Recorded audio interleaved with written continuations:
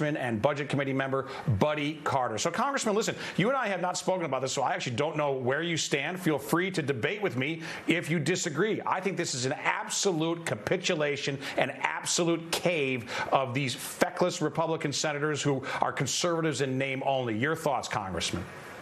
Well, certainly I have to agree with you. I mean, let's face it. Ever since they've been in control, the Democrats have embarked on a spending spree. There's no question about it. It's been a massive, uninhibited spending spree.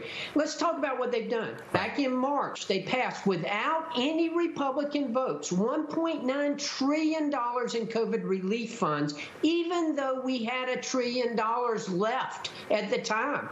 And just recently, they passed through a budget resolution of $3.5 trillion, which really is going to cost us $5 trillion without a single Republican vote. Now, they did all this spending without a single Republican vote. They can raise the debt ceiling without a single Republican vote. No, that's an important point. And by the way, Lindsey Graham, I want to read from his tweet. And Lindsey Graham is somebody who I'm normally very tough on this show because I expected him to be one of the 11. He was not, and I want to give him credit for that because credit where it is due. And he really made a similar point to yours. He said, if Republicans intend to give Democrats a pass on using reconciliation to raise the debt limit now or in the future, that would be capitulation. In other words, Lindsey Graham is making the point here that we didn't force them to make the hard vote. Why not?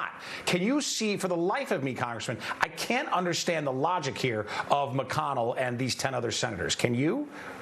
Well, I don't understand. They gave them a lifeline, as you indicated, and certainly now they have until December the 3rd. I mean, they added $480 billion onto our debt, and now they're going to want to add even more. They could have used budget reconciliation, done it without any Republican votes whatsoever, and they had time to do it. And they kept on arguing, oh, we don't have time, we don't have time. They had time to do it if they wanted to do it. Now they certainly have time to do it if it's pushed back to December the 3rd. No more excuses. There's no reason why Republicans should be assisting them in this endeavor whatsoever.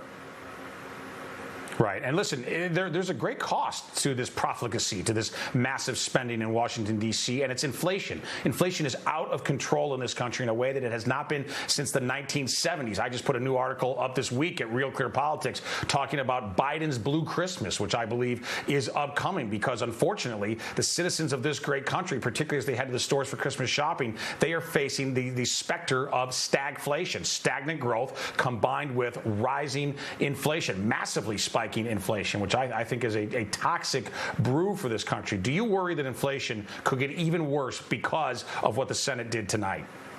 No question about it. It is going to get worse. And what is inflation? Inflation is nothing more than a tax. It's a tax on everyone, the middle class, the lower class, and everyone pays it. Inflation is something that impacts everyone. And yes, this is going to result in more inflation. There's no question about that. Look, we have got to stop the spending. We've got to quit printing money in Washington, D.C. We've got to cut up the credit cards. We've got to quit saddling future generations with debt. And we've got to quit increasing taxes.